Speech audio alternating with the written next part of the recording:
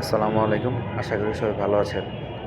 আমরা যারা রাস্তায় চলাফেরা করি, আপনারা সবাই জানেন বর্তমানে মেইন রোডে রাস্তার মধ্যে অটো কীভাবে সংখ্যায় অতিরিক্ত বেড়ে গেছে।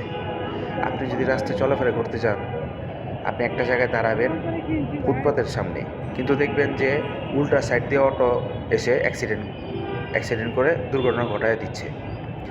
এই জন্য বর্তমানে বিশেষ করে মিরপুর এরিয়ার মধ্যে অবৈধ অটো অনেক বেড়ে গেছে, যাতে এই অটো মেন রোডে চলতে না পারে বিকল্প রোডে চলার ব্যবস্থা করা হোক। যারা আমরা পথচারী আছি তাদের অনেক সমস্যা হচ্ছে। সংশ্লিষ্ট কর্তৃপক্ষের দৃষ্টি আকর্ষণ করছি, দ্রুত এ বিষয়ে পদক্ষেপ গ্রহণ করা হোক, যাতে আমরা অ্যাক্সিডেন্টের হাত থেকে বাঁচতে পারি।